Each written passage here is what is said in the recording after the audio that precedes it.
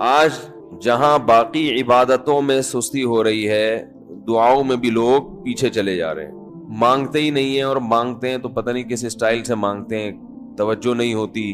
اجتماعی دعاؤں پر زیادہ زور ہے، انفرادی پر زور نہیں ہے۔ کہیں مجمع دعا مانگ رہا ہوتا تو ہاتھ اٹھا کے آمین آمین شروع کر دیں گے، بس ٹھیک ہے، وہ بھی جائز ہے، لیکن دعا میں جو اصل ہے وہ انفرادی ہے۔ دیکھیں، جب آپ کسی سے اپنی حاجت پوری کرنے کے لیے، کچھ مانگنے کے لیے جاتے ہیں تو اکثر آپ کی کوشش ہوتی ہے کہ اس سے اکیلے میں ملوں۔ اکثر کوشش کیا ہوتی ہے؟ سب کے سامنے نہیں، بلکہ آپ اس کو لیں گے، بھائی تھوڑی دیر کے لیے ذرا مفتی صاحب آپ سے کام ہے۔ ایسا ہی ہوتا ہے نا، ذرا چھاؤں میں آ جائیں تھوڑی دیر کے لیے۔ لوگ کہتے ہیں نا، مفتی صاحب کہہ رہے ہیں بھائی یہیں پوچھ لو، کہہ رہے ہیں نہیں ذرا سائڈ پہ آ جائیں۔ تو سائڈ پہ جانے کے بعد پھر آپ کہتے ہیں یہ مسئلہ ہے، فلانا مسئلہ ہے، ڈمکانا مسئلہ ہے۔ تو سائڈ پہ لے جانے سے بعض دفعہ یہ بھی ہوتا ہے کہ سب کے سامنے آدمی اپنی بات نہیں لانا چاہ رہا ہوتا، اور بعض دفعہ یہ بھی ہوتا ہے کہ میں اپنی بات توجہ کے ساتھ سنا سکوں۔ تو دعا میں انسان، اللہ تو سب کی بات سنتا ہے، مجمع میں بھی اور تنہائی میں بھی، لیکن آپ دعا مانگنے میں جو آپ کی طبیعت لگے گی، توجہ سے مانگو گے، وہ تنہائی میں زیادہ شوق سے، زیادہ رغبت سے مانگ سکتے ہو۔ اجتماع میں ایسی رغبت اور ایسی شوق سے انسان دعا نہیں مانگ سکتا۔ تو انفرادی دعائیں ہی ختم ہوتی جا رہی ہیں۔ قرآن مجید میں اللہ تعالیٰ نے رمضان کی جو آیتیں ہیں ان آیتوں کے بعد ذکر کیا، وَإِذَا سَأَلَكَ عِبَادِي عَنِّي فَإِنِّي قَرِيب، اے نبی ان سے کہہ دیجئے کہ جب یہ مجھ سے میرے بارے میں پوچھیں تو آپ ان کو بتا دیں کہ میں بہت قریب ہوں تمہارے۔ اجیب دعوت الداعی اذا دعان، جب کوئی پکارنے والا، دعا مانگنے والا مجھ سے دعا مانگے گا تو میں اس کی پکار کا جواب بولے بھائی، اس پکار کا جواب دوں گا۔ پکار کا جواب دینے کا مطلب کیا ہوتا ہے؟ قبول کروں گا اس کی دعا۔ جواب کا یہ مطلب نہیں کہ اچھا میں نے سن لیا ہے چلو، ایک جواب تو یہ بھی ہوتا ہے نا، اچھا اب چپ ہو جا۔ ہم کسی کو پکار رہے ہوں، اگلا کہتے ہیں اچھا بھائی ٹھیک ہے پتہ چل گیا، اب چپ کر کے بیٹھ جاؤ آرام سے۔ تو اللہ تعالیٰ جب جواب دیتے ہیں تو کیا مطلب ہوتا ہے کہ اللہ تعالیٰ وہ دعا قبول کر رہے ہیں۔ ہم دعا کثرت سے مانگتے کیوں نہیں ہیں؟ اس کی وجہ یہ ہے کہ ہمارے ذہن میں ایک چیز شیطان نے بٹھا دی ہے کہ مانگو تب بھی ویسے کے ویسے ہی ہے، نہیں مانگو تب بھی ویسے کے ویسے۔ وہ فلاں آدمی تو نہیں مانگتا، وہ تو پھر بھی اس کی تنخواہ اچھی مل رہی ہے، اور میں تو کئی سالوں سے دعائیں مانگ رہا ہوں، اے اللہ میری تنخواہ ڈبل نہیں کر سکتا تو کم از کم 50% ہی بڑھا دے، تو میں تو وہیں کا وہیں ہوں، میری تنخواہ میں تو کوئی اضافہ ہو نہیں رہا۔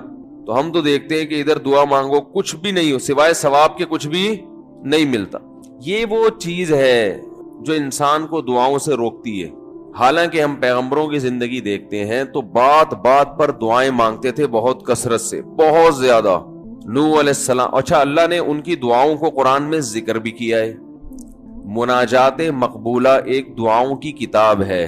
حضرت مولانا اشرف علی تھانوی رحمہ اللہ تعالی نے قرآن اور حدیث کی دعاؤں کو ایک چھوٹی سی کتاب میں جمع کر کے ایک ہفتے پہ ڈیوائیڈ کر دیا ہے اس کو، کہ آپ روزانہ ان میں سے ایک حصہ پڑھیں گے تو پورا ہفتے میں وہ تقریباً تمام دعائیں کور ہو جائیں گی جو قرآن و سنت میں بیان کی گئی ہیں۔ وہ کتاب ضرور خریدیں، رکھیں اپنے پاس، مناجات مقبولہ کے نام سے۔ تو ہم دعا کیوں نہیں مانگتے؟ مسئلہ ہمارے ساتھ یہ ہے کہ ہم کہتے ہیں کہ جو مانگتا ہے وہ بھی وہینچ کا وہینچ، اور جو نہیں مانگتا ہے وہ بھی کوئی سرخاب کے پر تو لگ نہیں جاتے کوئی مانگ رہا ہو تو۔ یہ وہ مسئلہ ہے جس کی وجہ سے لوگ دعائیں مانگنے میں بخل سے کام لیتے ہیں، جبکہ پیغمبر کثرت سے دعائیں مانگا کرتے تھے، بہت زیادہ۔ جو پچھلی آسمانی کتابیں ہیں ان میں لکھا ہوا ہے کہ یعقوب علیہ الصلوۃ والسلام اتنی کثرت سے دعائیں مانگا کرتے تھے کہ سجدے میں جا کے کہ ان کے یہ جو گھٹنے ہیں اور سر میں سخت نشان بن چکے تھے، وہ جگہ زمین پہ لگ لگ کے سخت ہو جاتی ہے نا، تو اتنی کثرت سے دعائیں، اتنی کثرت سے دعائیں۔ ہم نے جن بزرگوں کے ساتھ ٹوٹا پھوٹا وقت گزارا ان کو دیکھا کہ وہ دعا بہت لمبی لمبی دعائیں مانگا کرتے تھے، بہت لمبی۔ ہمارے شیخ کے سامنے جب کوئی آیا کرتا تھا دعا کے لیے کہتا تو ہاتھ اٹھائے بغیر ویسے ہی اس کو ایک دعا کا جملہ کہہ دیا کرتے تھے۔ کسی نے کہا کہ آپ ہاتھ اٹھا کے اس کے لیے دعا کیوں نہیں مانگتے؟ تو فرماتے تھے کہ جب میں ایک دفعہ ہاتھ اٹھا لیتا ہوں تو پھر اتنی آرام سے نیچے گراتا نہیں، کیونکہ پھر اللہ کے دربار میں اب ہاتھ اٹھا لیے تو پھر تو ایسا ان کا دل لگتا تھا مانگتے چلے جاتے تھے، مانگتے چلے جاتے تھے. تو بات یہ ہے کہ جب یہ یقین پیدا ہو جائے کہ جس خالق نے ہمیں پیدا کیا ہے اور جس نے ہمیں مانگنے کا حکم دیا ہے اس کے سامنے جب ہاتھ اٹھا کے گڑ گڑائیں گے تو وہ تھوڑا نہیں دے، وہ دعا لازمی قبول کرے گا اور وہ لازمی ہماری مانگی ہوئی چیزیں ہمیں عطا کرے گا. یہ جذبہ اور یہ نیت جب انسان میں پیدا ہو جائے تو پھر اس کا دعاؤں میں دل لگتا ہے. کیسے نہیں لگے گا؟ آپ سوچیں کہ آپ کو کوئی بتا دے کہ یہ جو سیٹھ صاحب ہیں بہت بڑے، آپ جا کے ان سے مانگو، یہ ٹائم نکال کے بیٹھے ہوئے ہیں، جتنا مانگو گے، جو مانگو گے یہ دیں گے. تو اب آپ بتاؤ، آپ یہ کہو گے کہ میرے پاس مانگنے کا ٹائم نہیں ہے؟ ایسے موقع پہ آپ یہ کہو گے؟ آپ جائیں گے اور بسم اللہ کر کے شروع ہو جائیں گے. آپ بولیں گے سر یہ مجھے 10 فائلیں چاہیے بحریہ ٹاؤن کی. آپ سوچو گے 10 نہیں ملی تو 9 تو مل جائیں گی. سر مجھے یہ بھی چاہیے، مجھے یہ بھی چاہیے، مجھے یہ بھی چاہیے، اور آپ کو یقین ہو کہ یہ دے رہا ہے تو آپ کبھی بھی کنجوسی سے کام نہیں لو. پھر آپ یہ نہیں کرو گے کہ آپ مانگتے ہوئے جو ہے نا اس سے آپ جب مانگ رہے ہو تو آپ کی کبھی ادھر دیکھ رہے ہو، کبھی ادھر دیکھ رہے ہو، کبھی ناک میں انگلی گھما رہے ہو، کبھی سر میں کھجا رہے ہو. کوئی آ کے اس دوران آپ کو چھیڑے گا تو آپ کہو گے یہاں سے دفع ہو جاؤ. میں کام کر رہا ہوں، ایک بندہ سخاوت جوش میں آیا ہوا ہے ابھی اور فائلیں بحریہ ٹاؤن کی فری میں بانٹ رہا ہے. اس نے کہا بھائی جتنی مانگو گے دے دوں گا اور جو مانگو گے دے دوں گا. تو ابھی تو میرے پاس ٹائم کم ہے، مقابلہ بہت سخت ہے. اور پھر اس میں آپ کو الفاظ بھی خود بخود آ جائیں گے کس طرح سے سمجھانا ہے. مختلف طریقوں سے آپ بات کو گھماؤ گے. سر پلیز آپ بات کو سمجھا کریں، میں آپ کے پاس آیا ہوں، آپ کو پتا ہے میں ادھر بھی جا سکتا تھا، وہ وسیم کباڑیا کا بزنس بھی آج کل بہت چل رہا ہے، میرے پرانے اچھے تعلقات ہیں، لیکن مجھے پتا تھا کہ آپ ہیں، آپ جیسا سیٹ تو کوئی ہے ہی نہیں، اور ہر مشکل میں آپ نے میری مدد کی ہے. جو الفاظ بھی اس کی سخاوت کو ابھارنے والے ہوں گے وہ تمام آپ اس موقع پر اس کے اوپر انڈیل دو گے، پورا دیگچا بھر کے اس کے اوپر ڈال دو گے آپ. تو اللہ سے جب مانگتا ہے انسان اور اس کو یقین ہو کہ اللہ میری دعا کو پورا کرے گا، تو اس یقین کے ساتھ جب دعا مانگی جاتی ہے تو اس کا اسٹائل کچھ اور ہوتا ہے. اور ایک فارمیلٹی پوری کرنے کے لیے دعا جب مانگی جاتی ہے جیسے کہ ہمارے ہاں ہو رہا ہے تو اس کا اسٹائل اور انداز کچھ اور ہوتا ہے. ہمارے ہاں دعا پڑھی جاتی ہے، مانگی نہیں جاتی. ربنا آتنا فی الدنیا حسنۃ وفی الآخرۃ حسنۃ وقنا عذاب النار آمین. اور کہ ربنا ظلمنا انفسنا وان لم تغفر لنا وترحمنا لنکونن من الخاسرین آمین. یہ دعا مانگی جا رہی ہے یا پڑھی جا رہی ہے؟ یہ تو پڑھی جا رہی ہے اور آمین بھی پڑھا جا رہا ہے اس پہ. تو اللہ نے ہمیں یہ نہیں کہا کہ اقرأوا الدعاء عند ربکم، اپنے رب کے سامنے دعائیں پڑھا کرو. اللہ نے کہا ادعو، مانگو، پکارو، مانگو اس سے. بھیکاری جیسے بھیک مانگتا ہے نا، لوگ کہتے ہیں مانگنے کا کیا طریقہ ہے؟ بھائی جو بھیکاریوں سے پوچھو بھیک مانگنے کا کیا طریقہ ہے. بھیکاری اکثر ان پڑھ ہوتے ہیں، جو پڑھے لکھے بھیکاری ہوتے ہیں پھر وہ IMF سے مانگتے ہیں، وہ چھوٹی موٹی چیزیں نہیں مانگتے. بھیکاری اکثر کیا ہوتے ہیں؟ ان پڑھ، جن سے ہمارا صبح شام واسطہ پڑتا ہے. تو یہ کسی سے بھیک مانگنے کا طریقہ سیکھ کے آتے ہیں؟ بولو نا بھائی، کسی سے طریقہ سیکھ کے آتے ہیں کہ یار وہ ذرا فلاں بندے سے چندہ مانگنا، ذرا طریقہ بتانا. اگر کوئی بتائے گا بھی تو وہ کہے گا تو اپنے پاس رکھ، مجھے پتا ہے مجھے جیب اپنی کیسے بھرنی ہے. اس موقع پہ جو اس کی حالت دیکھ کے نا وہ اپنا منہ بھی ٹیڑھا میڑھا کرے گا، کپڑے بھی پھٹے پرانے، اور بہت گھمائے گا بات کو، ایسے منہ بنائے گا جیسے دنیا میں اس سے زیادہ غریب اور محتاج کوئی ہے ہی نہیں. سحری پانی سے کی ہے میں نے، گھر میں بچے بھوک سے بلک رہے ہیں، ایسی کہانیاں سنائے گا، ایسی کہانیاں سنائے گا. تو یہی حال انسان کا ہے جب اسے پتا ہو کہ میرا رب جو مانگوں گا وہ دے گا مجھے، تو پھر اس کے بھیک مانگنے کا انداز اور جو دعا مانگنے کا اسٹائل ہے وہ خود بخود فطرت اسے سکھا دیتی ہے. خود بخود اس کے اندر الفاظ آنا شروع ہو جاتے ہیں کہ ایسے مانگنا چاہیے. لیکن پرابلم یہ ہے، مسئلہ یہ ہے کہ دل میں یہ بات بیٹھ چکی ہے کہ قبول نہیں ہو رہی. عجیب حدیث ہے، رسول اللہ صلی اللہ علیہ وسلم نے ارشاد فرمایا کہ اللہ بندے کی دعا قبول کرتے رہتے ہیں، وہ مانگتا رہتا ہے قبول ہوتی رہتی ہے، وہ مانگتا رہتا ہے قبول ہوتی رہتی ہے، یہاں تک کہ ایک وقت ایسا آتا ہے کہ بندہ یہ کہتا ہے کہ میں مانگ رہا ہوں قبول تو ہو نہیں رہی، تو جب یہ کہتا ہے تو اس وقت قبول کرنا بند کر دیتے ہیں اللہ تعالیٰ. اللہ کہتے ہیں کہ اگر تو یہ سمجھ رہا ہے کہ قبول نہیں ہو رہی تو اب نہیں ہوگی. اب عجیب بات ہے یا نہیں ہے یہ حدیث؟ بھائی وہ بندہ کئی سال سے دعائیں مانگ رہا تھا اور پھر آخر میں آ کے کہتا ہے کہ قبول تو ہو نہیں رہی، تو ظاہر ہے کچھ نہیں ہو رہی ہوگی تبھی تو کہہ رہا ہے نا. اس کو ایسا لگ رہا ہوگا کہ قبول نہیں ہو رہی. بھائی اس کو یہ لگ رہا ہوگا کہ نہیں، جو چیزیں مانگ رہا ہوں وہ تو مل نہیں رہی، تو تبھی تو وہ کہتا ہے کہ قبول نہیں ہو رہی. تو سوال پیدا ہوتا ہے پھر اللہ قبول کرنا بند کیوں کر دیتے ہیں؟ اللہ تعالیٰ جب دعائیں قبول کرتے ہیں تو اس کا انداز وہ نہیں ہوتا جیسے ایک عام انسان جب کسی کو بھیک دیتا ہے. ایک عام فقیر جب آپ کے پاس آئے گا، آپ سے بھیک مانگے گا، 100 روپے دے دو، 20 روپے دے دو، آپ اٹھا کے 100 نہیں تو 20 10 20 تو پکڑا دیتے ہیں اس کو، تو وہ یہ سمجھتا ہے کہ میری دعا کیا ہو گئی؟ قبول. لیکن اللہ تعالیٰ اس طرح دعا نہیں قبول کرتے. اگر اللہ اس طرح سے دعائیں قبول کرنا شروع کر دیں تو پھر یہ معاملہ غیب کا نہیں رہے گا. ادھر آپ نے دعا مانگی، اے اللہ میرے کاروبار کو بڑھا دے، لیلۃ القدر میں رو کے دعا مانگی، اور صبح صادق کے وقت آپ کا فون آیا کہ آپ کا کنٹینر کسٹم والوں کے شر سے محفوظ ہو گیا ہے، سمجھ میں پاس ہو گیا وہ، اور آپ کی چیز ڈبل قیمت پہ بک گئی ہے. پھر آپ نے دعا مانگی، اے اللہ تیری رحمت اس وقت جوش میں آئی ہوئی ہے، تو ایسا کر میرا بچہ بھی پاس ہو جائے، اس کے نمبر اچھے آ جائیں. ادھر فون آیا کہ آپ کا بچہ پہلی پوزیشن سے کامیاب ہو گیا. پھر آپ نے کہا آج اللہ کی رحمت بہت جوش میں آئی ہوئی ہے، اے اللہ میری بیوی بھی ٹھیک ہو جائے. تو بیگم صاحبہ کا فوراً فون آ گیا کہ میں ٹھیک ہو گئی ہوں، ہے بھائی میں ٹھیک ہو گئی. اے اللہ ساس صاحبہ بہت دنوں سے آگے بیٹھی ہوئی ہیں، جانے کا نام نہیں لے رہی، فون آ گیا کہ میں چلی گئی ہوں. اس طرح سے اگر دعائیں قبول ہونا شروع ہو جائیں تو میرے بھائی پھر یہ سارے کافر، یہ سارے لبرل لوگ جو اللہ کو مانتے ہی نہیں ہیں، یہ دنیا کا ہر کام چھوڑ کے مصلی بچھا لیں گے اور دعاؤں کو فوکس کرنا شروع کر دیں گے. دعا قبول ہوتی ہے مگر اس شخص کی جو اللہ پر غیب پر ایمان رکھتا ہے، جسے دعا قبول ہوتی بھی نظر نہیں آتی مگر وہ یقین کرتا ہے کہ دعا قبول ہو رہی ہے. صرف اس شخص کی دعا قبول ہوتی ہے، اس کے علاوہ کسی کی قبول نہیں ہوتی. بہت مشکل ہے بھائی سمجھانا. دعا سب کی قبول ہوتی ہے کا مطلب پتہ ہے؟ سب کی مطلب ان سب کی کہ جو یہ یقین رکھتے ہیں کہ قبول ہوتی بھی نظر نہیں آ رہی پھر بھی قبول ہو رہی ہے، ان لوگوں کی قبول ہوتی ہے دعا. حدیث سے پتہ چلتا ہے. اور اصل میں دعا مانگتے ہی یہی لوگ ہیں. اب آپ کہیں گے بھائی نظر تو آ نہیں رہی، جب میں جو چیز مانگ رہا ہوں وہ مل نہیں رہی، تو کیا ایسے قبول کا کرنا کیا ہے بھائی؟ یہ تو صرف مشورے مل رہے ہیں ہمیں کہ پھر بھی مانگتے رہو.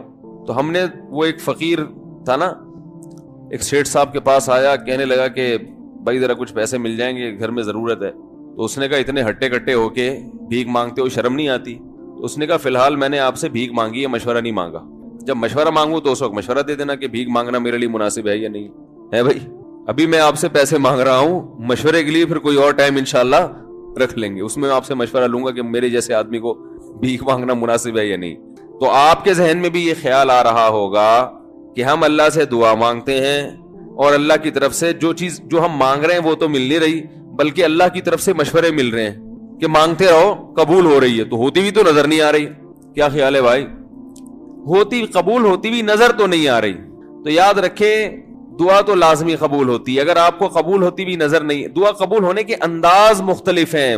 اللہ تعالیٰ کے جس طرح سے قبول کرتے ہیں نا، وہ عام لوگوں کی طرح نہیں آپ کو چیزیں پکڑا دیتے. یہ تو غیب سے معاملہ ختم ہو جائے گا. اللہ کی حکمت کا تقاضا یہ ہے کہ اس طرح سے قبول کروں کہ قبول ہو مگر اس کو پتا نہ چلے، کیونکہ وہ اللہ کا دربار ہے، اس کی کچھ قیمت ہے کہ وہ ہر ایک کو مانگنے کی توفیق نہیں دیتا. بھائی آپ نے کبھی دیکھا کہ کوئی سیٹ ایسی دکان کھول کے بیٹھ جائے کہ آؤ جو مانگو میں دوں گا؟ ایسے تو کیا ہوگا کہ پورا نظام خراب ہو جائے گا نا. پھر آپ 10 فائلیں تھوڑی مانگیں گے، پھر تو آپ کہیں گے پورا بحریہ ٹاؤن میرے حوالے کر دو، پھر تو آپ یہ کریں گے نا.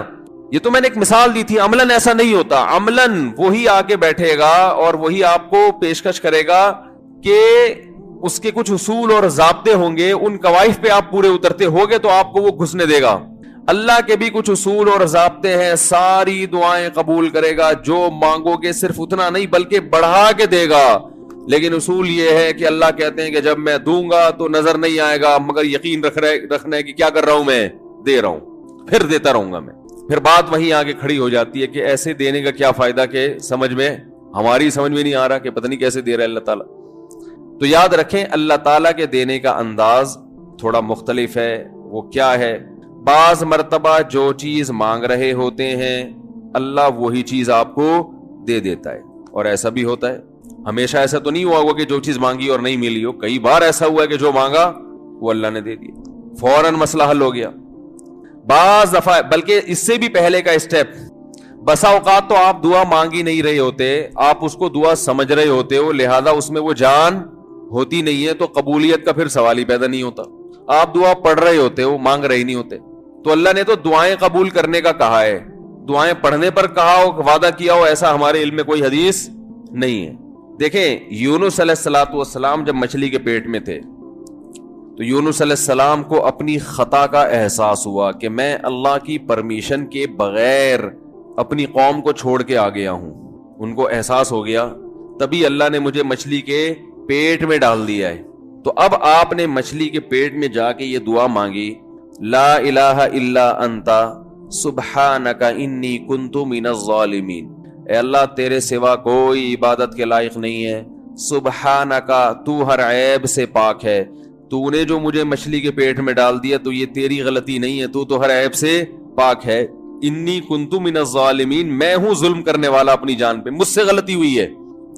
اللہ تعالیٰ کو آپ کا یہ مانگنا اتنا پسند آیا کہ مچھلی کو حکم دیا کہ ان کو ساحل پر اگل دو، اور نہ صرف یہ کہ مچھلی نے آپ کو ساحل پہ ڈالا، وَأَنبَتْنَا عَلَيْهِ شَجَرَةً مِّن يَقْطِينٍ، یقطین کوئی درخت تھا وہ بھی اللہ نے اگا دیا دھوپ سے بچانے کے لیے۔ لیکن جب مصیبتوں میں ہم یہ کلمہ پڑھتے ہیں لا الہ الا انت سبحانک انی کنت من الظالمین، تو ہم یوسف علیہ السلام والے جذبے سے یہ کلمے میں جو الفاظ ہیں وہ مانگتے نہیں ہیں، بلکہ ہم یہ کلمہ پڑھتے ہیں۔ سمجھ رہے ہیں؟ پڑھنے کی بھی برکتیں ہوتی ہیں، میں اس کا منکر نہیں ہوں، لیکن ہمارے جو ورڈنگ ہوتی ہے نا وہ مانگنے کا اسٹائل نہیں ہوتا۔ ہم چھوٹے بچے تھے تو مسجد میں آیت کریمہ کا ورد ہوا کرتا تھا کہ بھائی حالات خراب ہیں آج کل، امام صاحب اسپیکر پہ اعلان کر کے بلاتے تھے، آ جاؤ بھائی آیت کریمہ کا ورد ہوگا، لا الہ الا انت سبحانک انی کنت من الظالمین، 5 لاکھ دفعہ پڑھا جائے گا۔ تو ہم مسجد میں آتے، وہ مسجد میں دانے ہم تو آتے تھے، اس کے بعد جلیبیاں بھی ملتی تھیں، بڑی گرم گرم ٹائٹ جلیبیاں ہوتی تھی، اب تک وہ مزہ نہیں آیا جلیبی میں، تو وہ جلیبیاں بھی ہوتی تھی، اوپر دانے رکھے ہوئے ہوتے تھے، وہ 5 لاکھ دانے ہوتے تھے، ختم کرنے ہوتے تھے۔ تو پھر ہم کیا کریں، لا الہ الا انت سبحانک انی کنت من الظالمین، لا الہ الا انت سبحانک، اس میں فراڈ نہیں کرتے تھے، پڑھتے پورا تھا الحمدللہ۔ بعض لوگ تو کیا کرتے تھے، ایک مٹھی لی لا الہ الا انت سبحانک انی کنت من الظالمین، پھونک مارا اور سائڈ پہ رکھ دیا، وہ یہ ڈرامے بھی ہوتے تھے، لیکن ہم پورا ہی پڑھتے تھے۔ لیکن اس میں مانگنے کا انداز تو نہیں ہوتا تھا، لا الہ الا انت سبحانک انی، پھر اس میں بچے تھے شرارت بھی شروع ہو جاتی تھی، پھر دیکھ رہے ہیں کوئی ادھر دیکھ رہا ہے تو ایک دانہ اٹھایا، لا الہ الا انت سبحانک انی کنت من الظالمین، یوں کر کے اس کی ناک پہ مارا ہے، کوئی ادھر دیکھ رہا ہے تو اس کی جیب میں ڈال دیا۔ تو یہ دعا مانگی جا رہی ہے، یہ تو پڑھی جا رہی ہے، ایک فارمیلٹی ہے کہ 5 لاکھ پورے کرنے ہیں، اس کے بعد جلیبی کھانا ہے اور نکلنا ہے۔ تو آج بھی ایسا ہی ہو رہا ہے، امام صاحب دعا مانگتے ہیں، لوگ کہتے ہیں یار چلو جب نماز پڑھ لی، 4 رکعتیں پڑھ لی، سلام بھی پھیر لیا، تو اس میں کیا جا رہا ہے، یہ بھی پورا ہی کر لو، ایسا ہی ہوتا ہے نا، یہ بھی پورا ہی کر لو، آمین آمین کہہ لیں گے۔ امام صاحب ڈرائیور ہیں، ہم پیچھے مقتدی ہیں، تو جہاں اتاریں گے وہیں اتریں گے ہم لوگ، پہلے تو نہیں اتر سکتے۔ تو یہ ایک لوگوں کے ذہن میں تصور ہے۔ نبی صلی اللہ علیہ وسلم نے فرمایا اللہ ظاہر قلب کے ساتھ دعا کی طرف توجہ نہیں دیتے۔ ظاہر قلب کا مطلب آپ کا دل حاضر نہیں ہو، کچھ اور سوچ رہے ہو، اور ادھر سے آپ نے ویسے ہی ایک فارمیلٹی پوری کرنے کے لیے۔ اللہ کہتے ہیں کہ جب تو مانگنے میں مخلص نہیں ہے تو میں تجھے کیوں دوں، تو مانگنے میں ہی مخلص نہیں ہے۔ تو بعض دفعہ بلکہ اکثر ایسا ہوتا ہے کہ ہماری دعا میں جان ہی نہیں ہوتی۔ آدم علیہ السلام کو جب جنت سے نکالا گیا تو پریشان تھے، بے چین تھے، مضطرب سے، میں کیا کروں کہ اللہ مجھ سے خوش ہو جائے۔ اس بے چینی میں الفاظ نہیں آ رہے سمجھ میں، فَتَلَقَّى آدَمُ مِن رَبِّهِ كَلِمَاتٍ، اللہ فرماتے ہیں اللہ نے آدم کے دل میں کلمات ڈال دی ہے ان کی بے چینی کو دیکھ کر کے، اس طرح سے مجھے مانگو۔ جب انسان اخلاص کے ساتھ دعا مانگتا ہے تو الفاظ کا القاء کہاں سے ہوتا ہے؟ اللہ کی طرف سے، وہ القاء ہونا شروع ہوتا ہے۔ اللہ کہتے ہیں اس طرح سے مانگ۔ حضرت حکیم اختر صاحب رحمہ اللہ تعالیٰ نے ایک واقعہ بیان کیا، فرمایا کہ ایک شخص نے حرم میں، انہوں نے دیکھا یا کسی اور بزرگ نے دیکھا کہ حرم میں ایک شخص اللہ سے دعا مانگ رہا ہے گناہوں کی معافی کے لیے، اور اللہ سے کہہ رہے کہ اے اللہ اگر تو میرے گناہ معاف کر دے گا تو تو بھی خوش ہوگا اور تیرے حبیب محمد صلی اللہ علیہ وسلم بھی خوش ہوں گے کہ ایک آدمی کی بخشش ہو رہی ہے، اور تیرا یہ بندہ بھی خوش ہو جائے گا، اور اگر معاف نہیں کرے گا تو بھی خوش نہیں ہوگا، کیونکہ اللہ کو جہنم میں ڈال کے خوشی تو ہوتی نہیں ہے بندوں کو، اور تیرے حبیب محمد صلی اللہ علیہ وسلم کو پتہ چلے گا وہ بھی خوش نہیں ہوں گے، اور میں بھی خوش نہیں ہوں گا، شیطان خوش ہوگا جو تیرا دشمن ہے۔ اب خود سوچ لے تو اپنے دشمنوں کو خوش کرنا چاہتا ہے یا اتنے سارے ہیں بھائی، اتنے سارے دوست ہیں تیرے، ان کو ناراض کر کے تو خوش کس کو کر رہا ہے؟ اپنے تو جو تیرا بھی دشمن ہے، میرا بھی دشمن، اور تیرے حبیب محمد صلی اللہ علیہ وسلم کا بھی دشمن ہے۔ تو دیکھو کیسے الفاظ ہیں اس کے، تو ایسا کہ بظاہر بخشش کے علاوہ کا آپشن چھوڑا ہی نہیں۔ کیا خیال ہے؟ حجاج ابن یوسف بڑا ظالم تھا، بڑا ظالم۔ موت کا جب وقت آیا تھے، یہ لوگ ایمان والے، چاہے ظالم تھے، بدعمل تھے، لیکن اللہ پر ایمان بہرحال رکھتے تھے، ان کو پتا تھا کہ میں غلط کر رہا ہوں۔ جب موت کا وقت آیا تو کہنے لگا کہ اے اللہ لوگ کہتے ہیں کہ تو مجھے نہیں بخشے گا، لوگ کہتے ہیں کہ میرے جیسے گناہگار کو تو نہیں بخش سکتا۔ بڑے عجیب الفاظ ہیں، اللہ کی رحمت کو جوش دلا رہا ہے کہ تو ایسا کر کے دکھا دے، یعنی کچھ ایسا کر کے دکھا دے کہ جو تیرے بارے میں لوگ گمان کر رہے ہیں وہ گمان کیا ہو جائے۔ یہ بالکل ایسے ہے جیسے کوئی بہت بڑا سیٹ ہو، آپ اس سے بہت زیادہ بڑا قرضہ مانگنے کے لیے جائیں جو کہ عام طور پر نہیں ملتا، لیکن آپ اس کو جوش دلا رہے ہو کہ لوگ کہتے ہیں کہ تو اتنا بڑا قرضہ نہیں دے سکتا، تو آج تو اپنی سخاوت دکھا دے کہ میں اتنا بڑا قرضہ بھی دے سکتا ہوں۔ تو مرتے ہوئے کیا کہنے لگا کہ اللہ یہ پبلک کہہ رہی ہے کہ تو مجھے نہیں بخش سکتا، یعنی یہ تیری رحمت کو چیلنج کر رہی ہے کہ اتنے بڑے گناہگار کو نہیں بخشے گا اللہ، تو آج کیا کر لے تو یہ دکھا دے اپنی رحمت سے کہ میں اتنے بڑے گناہگار کو بھی معاف کر سکتا ہوں۔ اب پتہ نہیں اللہ نے معاف کیا نہیں کیا، وہ تو اللہ کا معاملہ اور حجاج بن یوسف کا معاملہ، لیکن علماء کہتے ہیں یہ اس نے الفاظ بڑے ڈینجرس کہے ہیں مرتے وقت۔ ڈینجرس کا مطلب یعنی دوسرے معنی میں ایسے ہے کہ اس نے اللہ کی عرش کو ہلا دیا ہوگا۔ اللہ کو مانگنا اتنا پسند ہے، پہلی بات تو یہ ذہن میں رکھیں کہ اس سے بڑی کوئی عبادت نہیں ہے دعا سے، اور دعا سے مشکل کوئی عبادت نہیں ہے۔ نماز پڑھنا آسان ہے، زکوٰۃ دینا آسان ہے، روزہ رکھنا بھی آسان، سب سے مشکل کام کیا ہے؟ دعا مانگنا۔ اسی وجہ سے ہم نے جن لوگوں کو دیکھا کہ وہ واقعی دیندار ہیں، اللہ والے ہیں، ہم نے صرف انہی کو دعائیں مانگتے ہوئے دیکھا ہے۔ عام لوگوں کو ہم نے دعاؤں کو اتنا فوکس کرتے ہوئے نہیں دیکھا، وہ دوسری چیزوں کو زیادہ فوکس کرتے ہیں، دعاؤں پہ زیادہ زور نہیں ہوتا ان کا۔ وظیفوں پہ تو ہوگا صبح شام، یہ والا اتنی دفعہ، وہ والا اتنی دفعہ، وہ بھاگ گئی واپس آ جائے اس کے لیے اتنی دفعہ، وہ جا نہیں رہی اس کے لیے اتنی دفعہ، یہ وظیفوں پہ تو ہوگا زور۔ ایسے ہوتا ہے نا ہاتھ اٹھا کے اللہ سے گڑگڑا کے مانگا جائے، یہ چیزیں کم۔ میں جب حج پہ گیا تو اپنے شیخ مرشد کے ساتھ تھا، پہلے ہی ہم نے ان کو دیکھا تھا بہت زیادہ دعائیں مانگتے ہیں، وہ بہت زیادہ ان کو دعاؤں میں دل لگتا ہے، بہت دعائیں مانگتے ہیں۔ تو مجھے کسی نے بتایا کہ یہ جب بیت اللہ کو دیکھتے ہیں تو اتنی لمبی دعا مانگتے ہیں کھڑے کھڑے کہ تم ان کے ساتھ ٹھہر نہیں سکتے۔ میں نے کہا کیوں نہیں ٹھہر سکتے، ہم جوان ہیں، ان کی عمر زیادہ ہو گئی اور ان کو کچھ بیماریاں بھی ہیں۔ تو میں نے کہا ہو جائے مقابلہ پھر، ٹھیک ہے نا، دیکھتے ہیں کون زیادہ لمبا ٹھہر لیتا ہے۔ تو جب بیت اللہ پہنچے، ان کی نظر بیت اللہ پہ پڑی، ذرا قریب گئے۔ یہ جو کہتے ہیں نا بیت اللہ پہ نظر پڑتے ہی وہیں ٹھہر جاؤ، شروع ہو جاؤ، ایسا نہیں ہے۔ بیت اللہ پہ اگر نظر پڑی ہے آپ کی تو کوئی بات نہیں، اور قریب چلے جائیں۔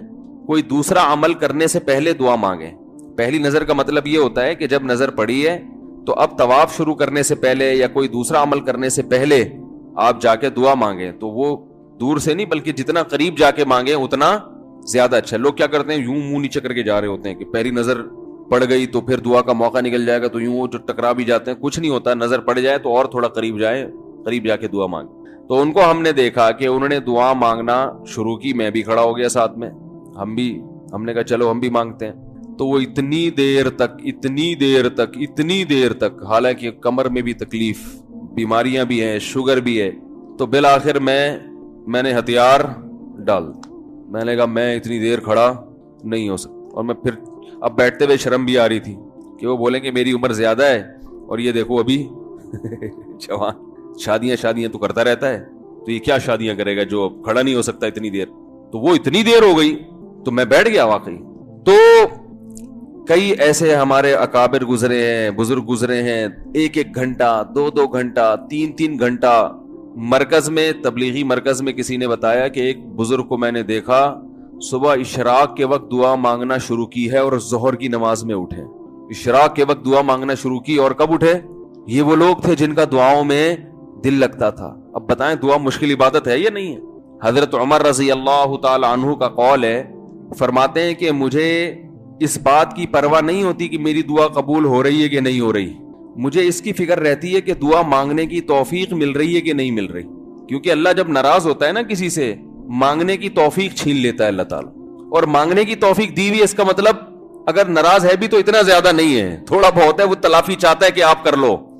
مانگنے کی توفیق ملنا اس کی علامت ہے کہ اللہ اگر ناراض بھی ہے تو بہت زیادہ نہیں روٹھا ہوا, بلکہ اس نے سوری کا آپشن دیا ہوا ہے کہ چلو مانگ کے اپنا منا لو, مجھے کسی بھی طریقے سے راضی کر لو. دعا کا اس قدر فائدہ ہوتا ہے انسان کو, اس قدر فائدہ ہوتا ہے. آپ مانگنا شروع کریں, زندگی چینج ہونا شروع ہو جائے گی, آپ کی زندگی میں تبدیلی آنا شروع ہو جائے گی. جتنا تعلق اللہ کے ساتھ دعا کے ذریعے بنتا ہے, اتنا تعلق کسی اور چیز سے نہیں بنتا. دیکھو کسی سے دوستی کرنا چاہتے ہو, دوستی کا سب سے بہتر طریقہ کیا ہے؟ اس سے گپ شپ شروع کر دو. یہی طریقہ ہے نا بھائی. آپ کا دوست کون ہے؟ وہ جس سے آپ کی گپ شپ زیادہ ہوتی ہو, اسی سے دوستی ہوگی نا. اب آپ بتا رہے ہیں یہ میرا جگری دوست ہے, بہت پرانا دوست ہے. میں پوچھوں گا آپ سے بھائی یہ دوستی کیسے ہوئی؟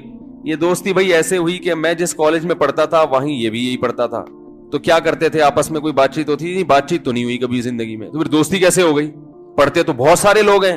دوستی کے لیے سب سے پہلی چیز کیا ہے؟ بات چیت. دعا میں انسان بات چیت شروع کر دیتا ہے, کس کے ساتھ؟ اللہ کے ساتھ. تو اللہ اور بندے کا کنیکشن مضبوط ہونا شروع ہو جاتا ہے. اس لیے اہل اللہ کو تو اس کی پرواہ نہیں ہوتی کہ میری دعا قبول ہو بھی رہی ہے کہ نہیں ہو رہی ہے. وہ کہتے ہیں ہمیں مانگنے کی توفیق مل رہی ہے. معذرت کے ساتھ تھوڑی میں ابیوز لینگویج استعمال کرتا ہوں کہ بھاڑ میں جائے قبول ہونا, ٹھیک ہے نا. ہمیں تو اس بادشاہ کے دربار میں ہاتھ پھیلانے کی توفیق مل رہی ہے, بس ہمارے لیے اتنا کافی ہے, تعلق بحال ہے ہمارا اس سے. تو میں یہ عرض کر رہا تھا کہ کبھی ہماری جو دعائیں قبول نہیں ہوتی بسا اوقات اس کی وجہ یہ ہوتی ہے کہ ہمارا وہ عمل دعا ہوتا ہی نہیں ہے.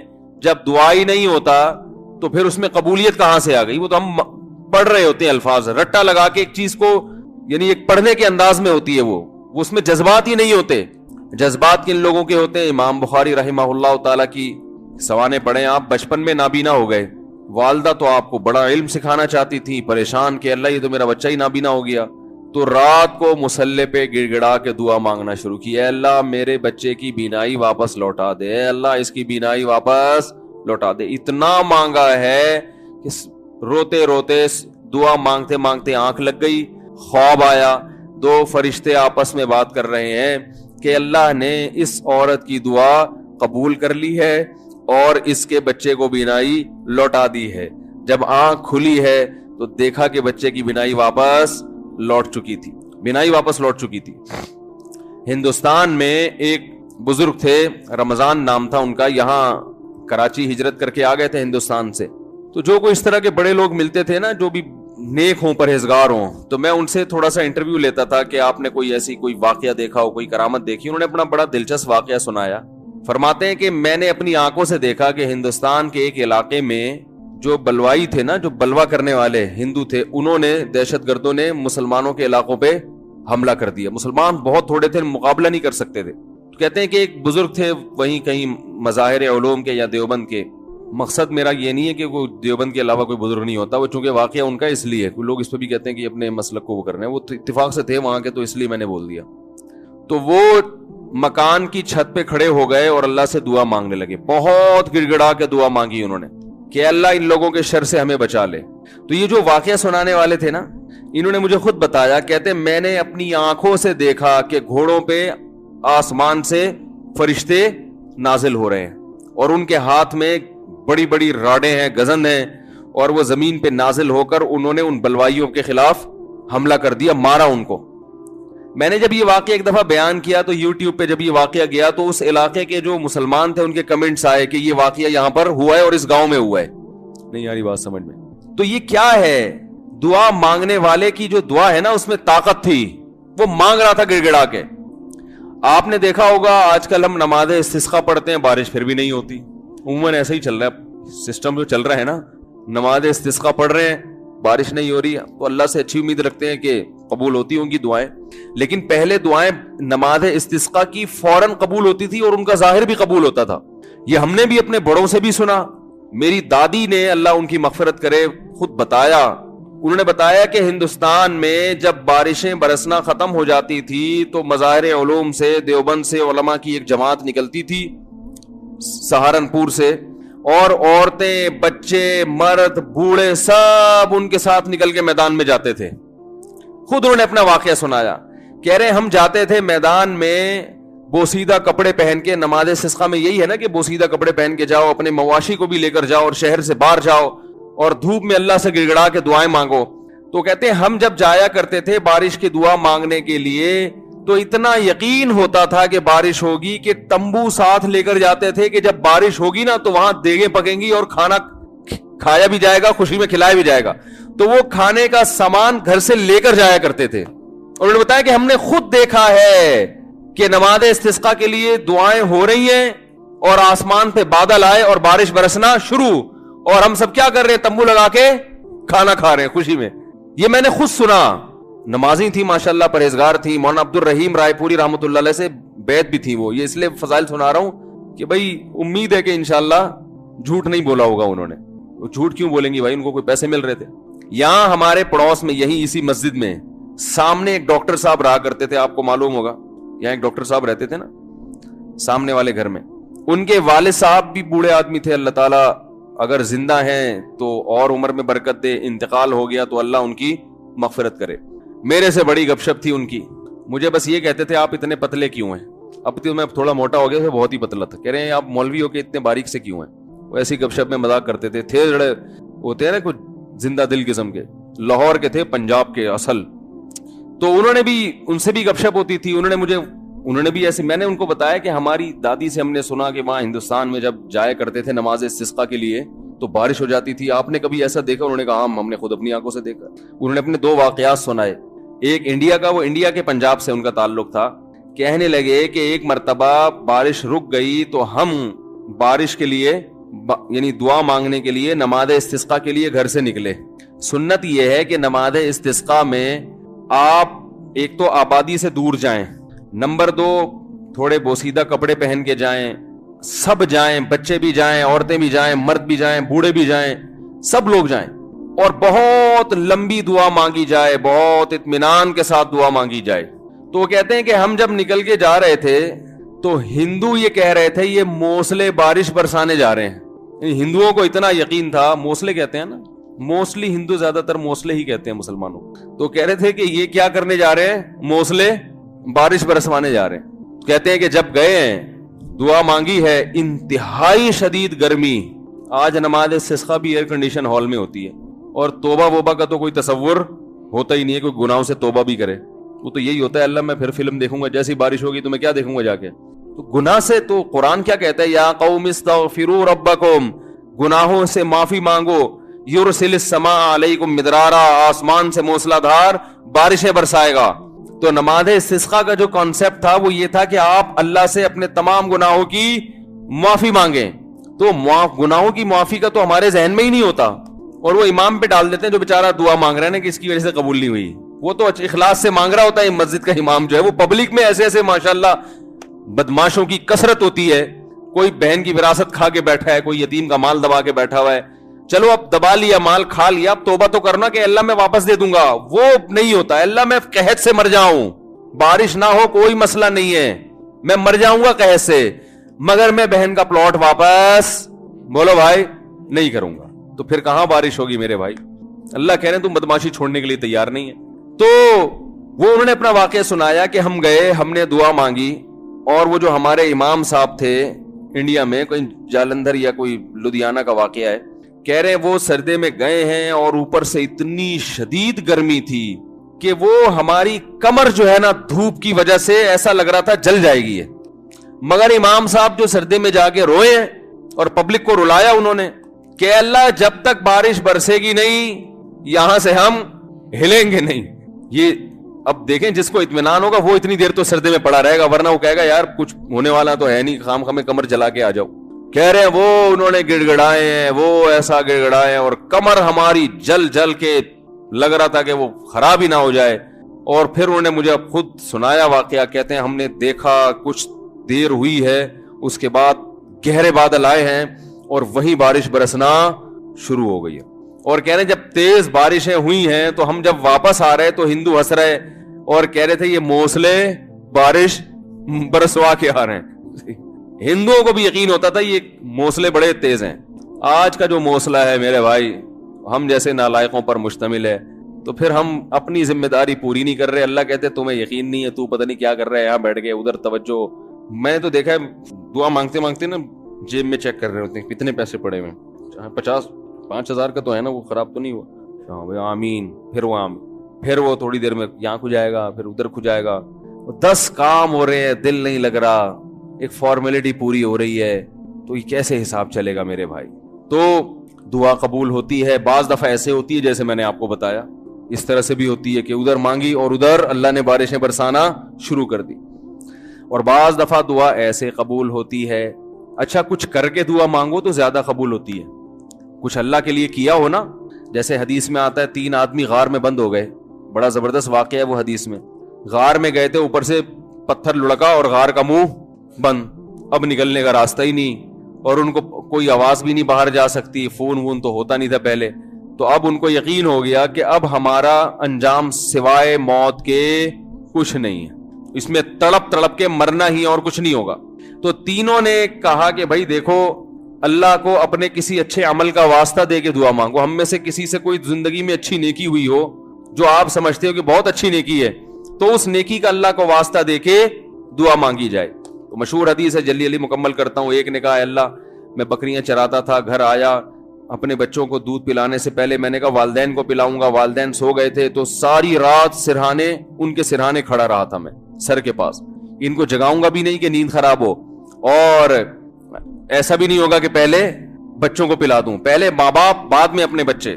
پوری رات پیالہ لے کے سر کے کنارے کھڑا رہا, جب صبح اٹھے تو پھر ان کو پلایا, اٹھا بھی نہیں رہا. والدین کی خدمت کتنی بڑی نیکی ہے دیکھو. اللہم ان کنت فعلت ذلک ابتغاء وجہک فاصرف عنا ما نحن فیہ فاکشف عنا ما نحن فیہ. اے اللہ اگر میں نے یہ تیرے لیے کیا تھا اور تجھے یہ میری نیکی پسند آ گئی ہے, تو آج جس مصیبت میں مبتلا ہے اللہ اس مصیبت سے ہمیں نجات دے دے. کیسی اللہ کی قدرت, وہ پتھر ہلائے اپنی جگہ سے. پتہ چلا میرے بھائی ماں باپ کی خدمت بڑی بڑی چٹانوں کو اپنی جگہ سے ہلا دیتی ہے بغیر کسی وجہ کے. اتنا بڑا عمل ہے یہ, آج برداشت نہیں ہوتا ہے, نہ باپ کی ڈانٹ برداشت ہوتی ہے نہ ماں کی ڈانٹ برداشت ہوتی ہے. دیکھو اللہ چاہتے پورا پتھر ہلا دیتے, لیکن اللہ نے کہا کہ سب کا عمل سامنے آ جائے نا, تو اللہ نے تھوڑا سا ہلایا پتھر کے, ابھی ہلکی سی ہوا آئے بس ہے بھائی, تاکہ باقی دو کی نیکیاں بھی سامنے. ویسے تو اللہ کو اتنا پسند آیا کہ اللہ چاہتے تو ہٹا دیتے نا پتھر. دوسرے نے دعا مانگی, اے اللہ میں اپنی چچازاد بہن پہ عاشق تھا, اس سے زنا کرنا چاہتا تھا, وہ موقع نہیں دیتی تھی, بہت سخت عشق والی محبت تھی, بالآخر قحط پڑا, سب کچھ ختم ہو گیا, تو وہ میرے پاس آئی روٹی کے لیے. تو میں نے اس سے کہا ایک شرط پہ تجھے راشن دوں گا کہ تو میری یہ حرام خواہش کو پورا کر. اور بالآخر مجھے اس پر قدرت ہوئی. جب میں زنا کے, وہ مجبور ہو گئی بیچاری, جب میں زنا کے بالکل قریب پہنچ گیا تو اس نے مجھے اللہ تیرے عذاب سے ڈرایا, اتق اللہ ولا تفض الخاتم الا بحقی, کہ تو یہ کام کر تو رہا ہے مگر تو اللہ سے ڈر. اللہ میں اس حالت میں کہ مجھے اس پر مکمل قدرت ہو چکی تھی اور میں عرصے سے تلاش میں تھا کہ یہ میری دسترس میں آئے, آج جب مجھے موقع ملا اور بالکل قریب پہنچ گیا زنا سے, تو اس نے مجھے کہا اللہ سے ڈر, تو اللہ میں تیرے خوف سے پیچھے ہٹ گیا. ان کنت فعلت ذلک ابتغاء وجہک, اے اللہ صرف تیرے لیے کیا تھا, اگر تو اس عمل کو قبول کرتا ہے تو آج جس مصیبت میں مبتلا ہیں اس مصیبت سے ہمیں نجات دے دے. حدیث میں آتا ہے پتھر مزید تھوڑا سا لڑک گیا, اور کیا ہے کہ دھوپ بھی آنا شروع, ہوا بھی, لیکن ابھی نکل نہیں سکتے تھے کیونکہ اللہ تیسرے کا عمل بھی سامنے لانا چاہتا تھا. تیسرے نے کہا اللہ میں فلاں شخص کے پاس مزدوری کیا کرتا تھا, مزدوری چھوڑ کے چلا گیا. ایک مزدور تھا میرے پاس, مزدوری لیے بغیر وہ چلا گیا, تو اس کی جمع پونجی سے میں نے کاروبار کیا, بہت کاروبار بڑھ گیا. بہت عرصے کے بعد وہ آیا تو اس نے کہا میری جو مزدوری تھی دے دو. تو میں نے کہا بھائی تیرے پیسے سے میں نے یہ بزنس کیا, یہ سینکڑوں اونٹ, گائے, بیل, بکریاں, یہ سب تیری ہیں. وہ بھی ایسا نیبو نچوڑ کم بخت ساری چیزیں اٹھا کے لے گیا. وہ اتنی معاملات میں آج کل کون صاف ہوتا ہے کہ بھائی تمہارے پیسوں سے کیا تو لے جاؤ. تو وہ بھی لے گیا, تو میں نے بھی دے دیا. میں نے کہا اللہ میں حرام کا نوالا نہ جائے میرے پیٹ میں. تو اللہ اگر میں نے تیرے لیے کیا تھا تو جس مصیبت میں مبتلا ہوں اس مصیبت سے ہمیں نجات دے دے. حدیث میں آتا ہے پتھر مزید لڑکا ہے, فخرجوا یمشون, بڑے آرام سے باہر نکل گئے. تو دیکھو اس سے پتہ چلتا ہے اللہ کے لیے کچھ قربانی دی ہو تو پھر دعائیں ٹھا کر کے قبول ہوتی ہیں. جو لوگ بینک کی ملازمت چھوڑ دیتے ہیں, بڑی قربانی ہے, ان کی دعائیں بہت تیزی سے قبول ہوتی ہیں. داڑھی رکھنے کا ماحول نہیں ہے لیکن آپ رکھ لو اللہ کے لیے, دعائیں انشاءاللہ تیزی سے قبول ہونا. بولو نا بھائی کیا جا رہا ہے, کیوں قبول ہوتی ہے بھائی؟ سارا دن اللہ کے لیے, سارا دن اللہ کے لیے بھوک پیاس کو برداشت کیا. تو اب اللہ کہتے ہیں تو نے میرے لیے قربانی دی, اب تو مانگ, جو مانگے گا میں تجھے عطا کروں گا. حج میں دعائیں کیوں قبول ہوتی ہیں؟ 6-7 لاکھ روپے آپ کے خرچ ہوئے, آپ اتنی دور گئے, آپ نے وہاں دھکے کھائے, تو عرفات کے دن ایسی دعائیں قبول ہوتی ہیں. حدیث میں آتا ہے شیطان خاک سر پہ ڈالتا ہے کہ آج میری پورے سال کی محنت برباد ہو گئی ہے.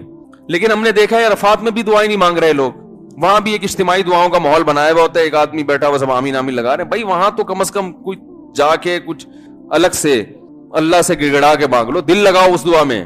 دعائیں قبول ہوتی ہیں صفا و مروہ کی پہاڑیوں پر. وہاں حضرت ہاجرہ نے ایک عمل کیا تھا نا, کتنی بڑی قربانی دی تھی کہ ایک ایسی زمین نہ جہاں گھاس کا تنکا, وہاں اللہ کے لیے قربانی دے کر اپنے بچے کے ساتھ رہنا شروع کیا. اور پھر آزمائش آئی اللہ کی طرف سے, بچہ ایڑیاں رگڑ رہا ہے, پانی کا نام و نشان نہیں ہے, لیکن وہ اللہ سے شکایت نہیں کر رہی کہ اللہ تو نے تو مجھے مروا دیا, کہاں لا کے میرے شوہر نے مجھے ڈال دیا. بھاگ رہی ہیں ادھر سے ادھر, ادھر سے ادھر. کیسا اللہ کی رحمت کو جوش آیا کہ میرے لیے قربانی دی, اب میں تجھے ضائع نہیں ہونے دوں گا. ایسا چشمہ پانی کا پیدا کر دیا, ہزاروں لاکھوں کروڑوں حاجی اب تک سیراب ہوتے چلے آ رہے ہیں, وہ چشمہ ختم ہونے کا نام نہیں لے رہا. تو صفا اور مروہ کی پہاڑی پر جب آپ صحیح کرتے ہیں, علماء کہتے ہیں حدیث سے بھی ثابت ہے, وہاں لمبی لمبی دعائیں مانگنی چاہیے کھڑے ہو کر, کیونکہ یہ وہ موقع ہے جہاں آپ نے تو قربانی نہیں دی لیکن اللہ کی ایک بندی نے بہت بڑی قربانی, تو دوسرے کی قربانی کو بھی انسان کیش کرا سکتا ہے.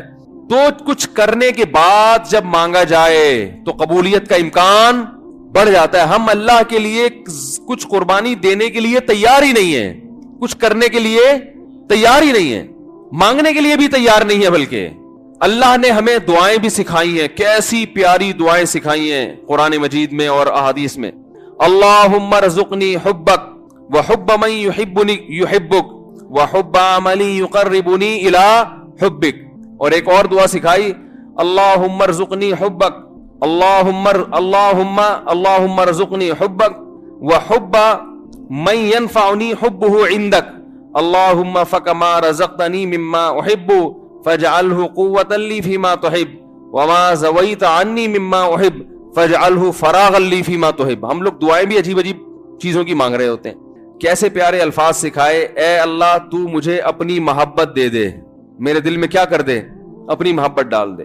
وحب من ینفعنی حبہ عندک, اور ان لوگوں کی محبت بھی یا ان چیزوں کی محبت دل میں ڈال دے کہ جن سے محبت کرنے سے تیری محبت میں مزید ترقی ہو جائے. ایسی چیزوں کی محبت دل میں ڈال دے کہ ان کی محبت کا فائدہ ہو آخرت میں, اور تیری محبت میں اضافہ ہو جائے. جیسے والدین کی محبت, بیوی بچوں کی محبت, اس سے اللہ کی محبت اور بڑھتی ہے نا, تو اللہ کا حکم ہے. علماء کی محبت, نیک عمل کی محبت. اللہم فکما رزقتنی مما احب, اے اللہ تو